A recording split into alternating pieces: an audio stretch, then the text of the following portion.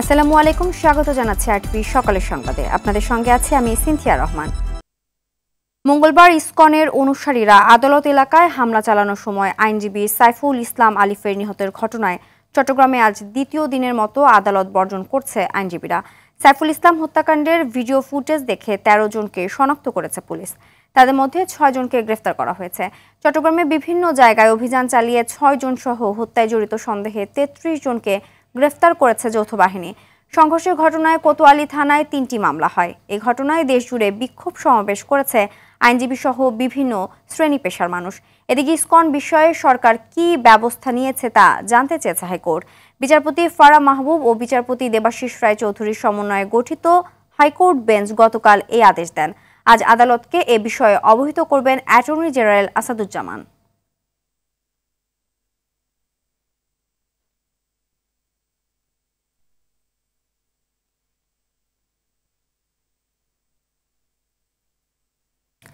এই মুহূর্তে চট্টগ্রাম আদালত প্রাঙ্গণ থেকে সরাসরি যুক্ত হচ্ছেন সহকর্মী সাইফুল মাহমুদ।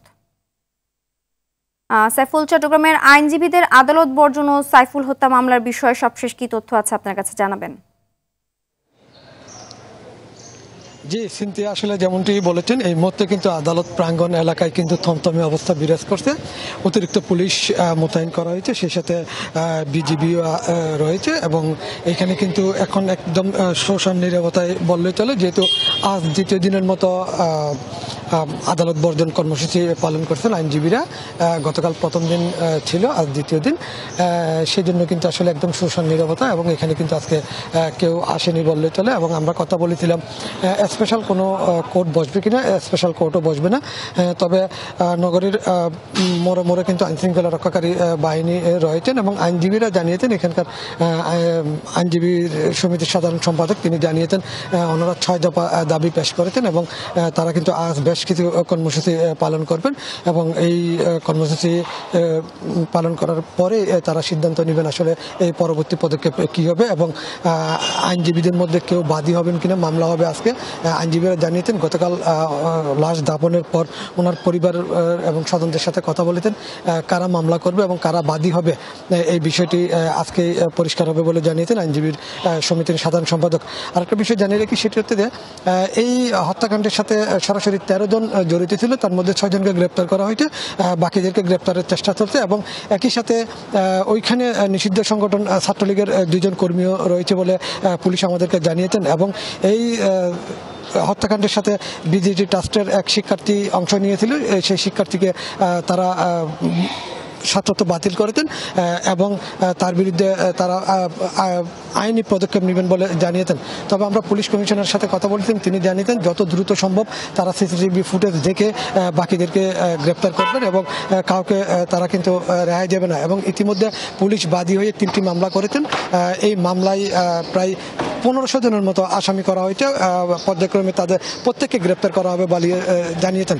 যেহেতু এখানে পুলিশের উপরে হামলা এবং গাড়ি ভাঙচুর এবং সেই সাথে পুলিশের কাজে বাধা দেওয়া, এই 3টি বিষয়ের উপর মামলা হয়েছে, পুলিশ সবাইকে গ্রেপ্তার করবে বলে জানিয়েছেন। এবং এই মুহূর্তে কিন্তু এখানে কিন্তু একদম শোষণ নীরবতা, এখনো পর্যন্ত কেউ আসেনি বললেই চলে। সিনথিয়া, এই ছিল আমার কাছে সর্বশেষ তথ্য। ধন্যবাদ। বৈষম্য বিরোধী ছাত্র আন্দোলনের আহ্বায়ক হাসনাত আব্দুল্লাহ ও সমন্বয়ক সার্জিস আলমের গাড়ি বহরে ট্রাক ধাক্কা দিয়ে হত্যা চেষ্টার অভিযোগ উঠেছে। গতকাল সন্ধ্যায় চট্টগ্রাম কক্সবাজার মহাসড়কের চুনতিতে এ ঘটনা ঘটে। বৈষম্য বিরোধী ছাত্র আন্দোলনের মুখ্য সংগঠক হান্নান মাসুদ এই অভিযোগের কথা জানান। হাসনাত সার্জিস অক্ষত আছেন বলে নিশ্চিত করেছে বৈষম্য বিরোধী ছাত্র আন্দোলনের বেশ কয়েকজন নেতা। তারা জানায়, চট্টগ্রামের সংঘর্ষে নিহত আইনজীবী সাইফুল ইসলাম আলিফের কবর জিয়ারত শেষে ফেরার পথে এ দুর্ঘটনা ঘটে। লোহাগাড়া থানার এএসআই মোহাম্মদ আলিম জানান, ট্রাকটি জব্দ করা হয়েছে। ঘটনাটি হত্যা চেষ্টা কিনা তা খতিয়ে দেখা হবে।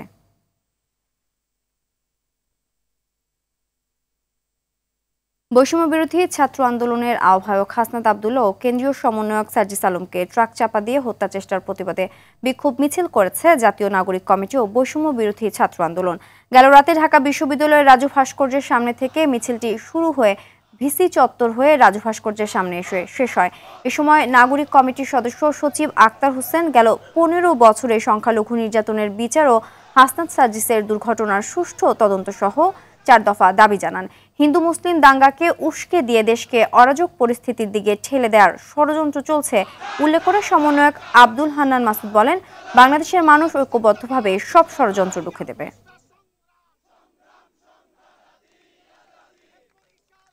গতকাল থেকে এখন পর্যন্ত বাংলাদেশের হিন্দু মুসলমান সকলে একত্রে দেখিয়ে দিয়েছে আমরা ওই বিদ্বেষীদের পাতা ফাঁদে পা দিতে পারি না।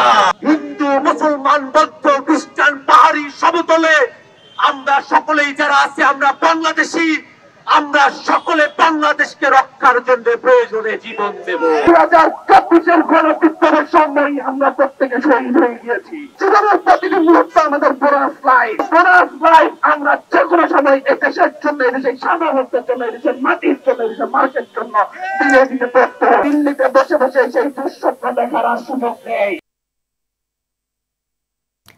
বেপরোয়া গতি ও চালকদের উদাসীনতা সহ নানা কারণে মাদারীপুরের 3টি মহাসড়কে দুর্ঘটনা বেড়ে চলেছে। সড়কে যত্রতত্র চলছে ধীরগতির রিকশা, ব্যাটারি চালিত অটোরিকশা ও ভ্যান।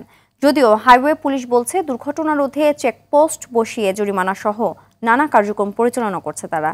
মাদারীপুর সংবাদদাতার পাঠানো তথ্য ছবিতে বিস্তারিত জানাচ্ছেন সায়েদ মাহমুদ।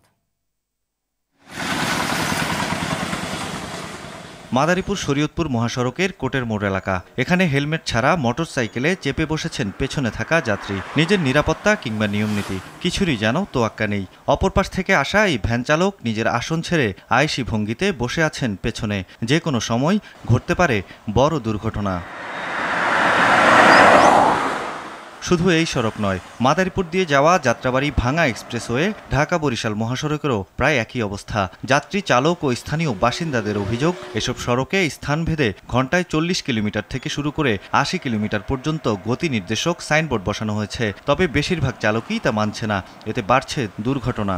এই গাড়ি কার আগে কে যাবে, এটার কারণে কার আগে কে করবে, এটার কারণে দেখা গেছে এই মুখোমুখি সংঘর্ষটা হয়।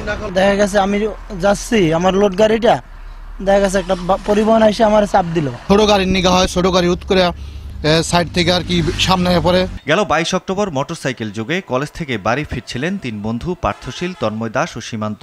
ঢাকা ভাঙা এক্সপ্রেসওয়ের শিবচরের বন্দর খোলায় মোটরসাইকেলটি নিয়ন্ত্রণ হারিয়ে দুর্ঘটনায় প্রাণ যায় পার্থ ও তন্ময়ের। সীমান্ত বর্তমানে হাসপাতালে চিকিৎসাধীন। এছাড়া গেল 16 নভেম্বর মাইক্রোবাস দুর্ঘটনায় আহত হন চিত্রনায়ক রুবেল ও তার 8 সহযোগী। এমন বহু ছোট বড় দুর্ঘটনা এ অঞ্চলের মহাসড়কে প্রায়ই ঘটছে। তবে হাইওয়ে পুলিশ বলছে দুর্ঘটনা রোধে তারা কঠোর হবে। আমরা 3 হুইলারের উপর যথেষ্ট পরিমাণ অভিযান করছি, এই 3 হুইলার আটক করতেছি। এই মোটরসাইকেলগুলো যেহেতু দ্রুত গতিতে চলে, আমরা আমাদের স্পিড গান দিয়ে তাদেরকে কন্ট্রোল করার চেষ্টা করছি। যেভাবে যে রুটে যে স্পিডে চালানোর কথা সেভাবে যেন তারা গতি মেনটেন করে, ট্রাফিক আইন কানুন মেনটেন করে তারা যেন চলেন, সেভাবে আমরা সচেতন করছি। সাইয়েদ মাহমুদ, RTV। শরীয়তপুর পৌর এলাকায় কীর্তিনাশা নদী থেকে রাজগঞ্জ ব্রিজ পর্যন্ত প্রায় 2 কিলোমিটার এলাকা ময়লার ভাগাড়ে পরিণত হয়েছে।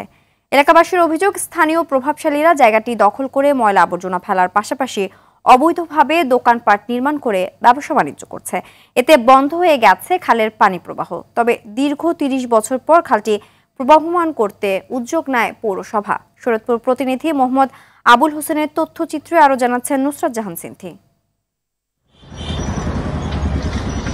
শরীয়তপুর পৌর এলাকার পালং বাজারের প্রবাহমান খালের প্রায় 2 কিলোমিটার এলাকা জুড়ে ময়লা আবর্জনা ফেলে জায়গা দখল করে নিয়েছে স্থানীয় একটি প্রভাবশালী চক্র। শুধু তাই নয়, অবৈধভাবে দখল করা জায়গাটিতে দোকানপাট নির্মাণ করে দিব্যি ব্যবসা বাণিজ্য চালাচ্ছে তারা। এতে করে বছরের পর বছর ধরে খালের পানি প্রবাহ বন্ধ হয়ে গেছে। বর্তমান সরকার কার্যকর পদক্ষেপের মাধ্যমে এই খালগুলো পুনরুদ্ধার করবে শরীয়তপুরবাসী, যাতে করে এই ময়লা আবর্জনা দুর্গন্ধ থেকে যেন বাঁচে। পলিথিনের কারণে আজকে অচল অবস্থায় পড়ে আছে। এই খালটা যদি সচল হয় তাহলে নদীর যে স্বচ্ছ জোয়ারের পানি, ওই পানিটাও খালে আসলে খালের পরিবেশটা অনেক সুন্দর থাকবে। অবশেষে এলাকাবাসীর দীর্ঘদিনের দাবির প্রেক্ষিতে বর্তমান জেলা প্রশাসক খালটির পানি প্রবাহ চালু করতে প্রয়োজনীয় ব্যবস্থা নেওয়ার নির্দেশনা দিয়েছেন পৌর কর্তৃপক্ষকে। 24 নভেম্বর থেকে শুরু হয়েছে অভিযান। যদি কোনো ধরনের প্রতিবন্ধকতা হয় সেক্ষেত্রে স্থানীয় জনসাধারণ এবং পৌর কর্তৃপক্ষ প্রশাসক মহোদয়ের নির্দেশক্রমে সে ব্যাপারে ব্যবস্থা গ্রহণ করবে। খালটি দখলমুক্ত করতে কোনো প্রতিবন্ধকতা এলে তা সবার সহযোগিতায় দমন করে অভিযান সফল করা হবে বলে জানায় পৌর কর্তৃপক্ষ। এই খাল খনন এবং খাল পরিষ্কারকরণ অভিযানে আমাদের যদি কোনো প্রতিবন্ধকতার সম্মুখীন হতে হয়, সেই প্রতিবন্ধকতাটা আমরা আমাদের শরীয়তপুরের সাধারণ জনগণ এবং প্রশাসনের উদ্যোগে যৌথভাবে সেটা আমরা ওভারকাম করব। সবার সম্মিলিত প্রচেষ্টায় আবার পালং বাজারের খালটির পানি প্রবাহ স্বাভাবিক হবে, এমনটাই প্রত্যাশা স্থানীয়দের। নুসরাত জাহান, সিনথি, RTV। দিনাজপুরের হিল স্থলবন্দর দিয়ে ভারত থেকে আলু এবং পেঁয়াজ আমদানি শুরু হয়েছে। গতকাল স্থলবন্দরটি দিয়ে রেকর্ড পরিমাণ আলু এবং পেঁয়াজ আমদানি হয়, তবুও বেড়েছে দাম। ভারতীয় নতুন আলু পাইকারি মোকামে কেজি প্রতি 5 টাকা বেড়ে 75 টাকায়, পুরনো আলু কেজি প্রতি 7 টাকা বেড়ে 65 টাকা দরে বিক্রি হচ্ছে। অন্যদিকে পেঁয়াজও 5 টাকা বেড়ে প্রকার ভেদে 70 থেকে 75 টাকা কেজিতে বিক্রি হচ্ছে। আমদানি অব্যাহত থাকার পরও দাম না কমে উল্টো বাড়ায় ক্ষুব্ধ ক্রেতারা।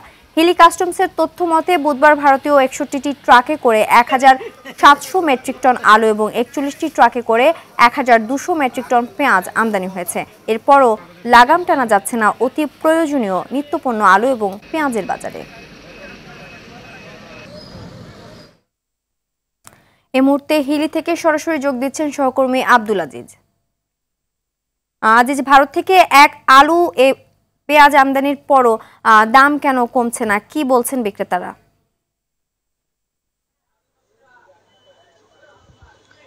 সিনথিয়া, আপনি যেমনটি বলছেন, আমি বিক্রেতাদের সঙ্গে যেমনটি কথা বলে জানতে পারলাম যে আসলে তারা কিন্তু মূলত এইসব যে পণ্য আলু এবং পেঁয়াজ এরা কিন্তু মোকাম থেকে কিনে নিয়ে আসে এবং মোকামেই কিন্তু ব্যবসায়ীরা তাদের কাছ থেকে দাম বেশি নেয়, যার জন্য কিন্তু তাদেরকে বেশি দামে বিক্রি করতে হয়। তবে ইতিমধ্যে আপনি যেমনটি বলছিলেন, আসলে হিলি স্থল বন্দর দিয়ে কিন্তু গতকালকে আমরা দেখেছিলাম যে 61 টাকায় 1700 মেট্রিক টন আলু এবং 41 টাকায় 1200 মেট্রিক টন কিন্তু পেঁয়াজ আমদানি হয়েছিল। কিন্তু বন্দরের মোকামেই কিন্তু দামটি বেশি, অর্থাৎ বন্দরে আমরা দেখেছি গতকালকে আপনার নতুন জাতের যে আলু সেটি কিন্তু বিক্রি হয়েছে 75 টাকা এবং পুরাতন যে আলু সেটি কিন্তু 65 টাকা কেজি দরে বিক্রি হয়েছে। সেই সঙ্গে কিন্তু পেঁয়াজ কিন্তু বিক্রি হয়েছে 70 থেকে 75 টাকা প্রকার ভেদে। তবে আমি যে হিলি স্থলবন্দরের যে খুচরা বাজারে দাঁড়িয়ে আছি সেখানে কিন্তু নিম্নমানের যে পেঁয়াজগুলো রয়েছে সেগুলোর বিক্রি হচ্ছে 70 টাকা কেজি। অর্থাৎ দাম বেশি হওয়ার কারণে কিন্তু বিশেষ করে বিপাকে পড়েছে সাধারণ ক্রেতারা। সাধারণ ক্রেতাদের অভিযোগ যে আসলে দাম যেহেতু ভারত থেকে আমদানি করা হচ্ছে নিয়ন্ত্রণ, তবুও কিন্তু কোনোভাবেই হচ্ছে না এইসব নিত্য প্রয়োজনীয় এই দুইটি জিনিসের, যার জন্য কিন্তু চরম ভোগান্তি পোহাতে হচ্ছে। তবে আমদানিকারকরা বলছে আসলে তাদেরই কিন্তু ভারতের অভ্যন্তরে তাদের বেশি দামে কিনতে হচ্ছে। সেই সঙ্গে গত 2 দিন কিন্তু আলু এবং পেঁয়াজ আমদানি কিন্তু বন্ধ রয়েছিল, আর এই অজুহাতটি কিন্তু দিয়েই কিন্তু বিশেষ করে দামটি কিন্তু তারা বেশি নিচ্ছে। এতে চরম ভোগান্তি সাধারণ ক্রেতা এবং সাধারণ যারা খুচরা ব্যবসায়ী রয়েছে তাদেরকে। তবে এখন পর্যন্ত বলা চলে যে ভারতের অভ্যন্তরে কিন্তু প্রচুর পরিমাণ এলসিকৃত ট্রাক রয়েছে আলু এবং পেঁয়াজের, সেসব ট্রাক আসলে সেক্ষেত্রে দামের প্রভাব একটি পড়তে পারে এমনটি কিন্তু জানিয়েছে। তবে এখন পর্যন্ত খুচরা বাজারে কোনো প্রকার স্বস্তি নেই। তবে ব্যবসায়ীরা উল্টো কথা কিন্তু বারবার করে বলে যায় শুধুমাত্র ভারতের ব্যবসায়ীদের উপর কিন্তু তারা কিন্তু একটা চাপ দিয়ে দোষারোপ করে থাকে।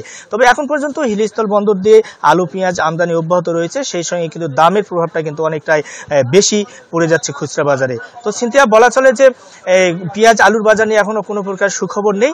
তবে আগামীতে হয়তোবা 2-1 দিন পর হয়তো বা দাম কিছুটা কমতে পারে এমনটি কিন্তু জানিয়েছে ব্যবসায়ীরা। তো এই ছিল সিনথিয়া আমার কাছে দিনাজপুরের হিলি স্থল বন্দরের খুচরা বাজার থেকে পেঁয়াজ আলু বাজারের দাম নিয়ে সর্বশেষ পরিস্থিতি। ধন্যবাদ। ব্যাংক ঋণের মান নির্ধারণে খেলাপি ঋণ বিষয়ে সর্বশেষ নীতিমালা জারি করেছে কেন্দ্রীয় ব্যাংক। এই নীতিমালা আগামী বছরের এপ্রিল থেকে কার্যকর হবে। ফলে নির্দিষ্ট সময়সীমার মধ্যে কোনো ঋণ পরিশোধ না করলে তা মেয়াদ উত্তীর্ণ হিসাবে গণ্য হবে। অনাদায়ী হিসাবে ওই ঋণ 90 দিন অতিক্রম করলে খেলাপি হয়ে যাবে। আজ ইকোনমিক রিপোর্টার্স ফোরামের সদস্যদের সঙ্গে মতবিনিময় করবেন অর্থনৈতিক শ্বেতপত্র প্রণয়ন কমিটির প্রধান ও সেন্টার ফর পলিসি ডায়ালগের ফেলো দেবপ্রিয় ভট্টাচার্য। দেশের অর্থনৈতিক পরিস্থিতি এবং শ্বেত কমিটির কার্যক্রমের অগ্রগতির বিষয়ে কথা বলবেন তিনি। কয়েকদিনের মধ্যে অন্তর্বর্তী সরকারের কাছে অর্থনৈতিক শ্বেতপত্র প্রণয়ন কমিটি তাদের চূড়ান্ত প্রতিবেদন জমা দেবে। আজ বিকেলে বাংলাদেশ ব্যাংকে অর্থনৈতিক সার্বিক পরিস্থিতি নিয়ে সংবাদ সম্মেলন করবেন বাংলাদেশ ব্যাংকের গভর্নর অর্থনীতিবিদ আহসান এইচ.এম. মনসুর।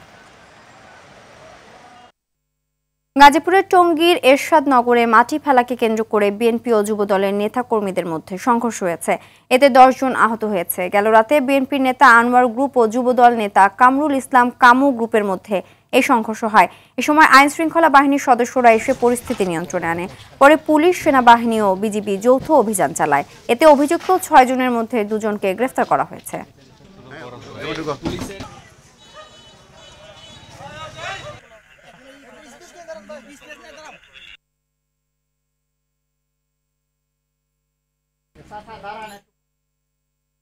দেশের উত্তরাঞ্চল সহ বিভিন্ন জেলায় বাড়ছে শীতের তীব্রতা। গত 3 দিন ধরে পঞ্চগড়ে তাপমাত্রা 13 ডিগ্রি সেলসিয়াসের ঘরে ওঠানামা করছিল, তবে আজ ভোরে তা নেমে আসে 12 ডিগ্রিতে।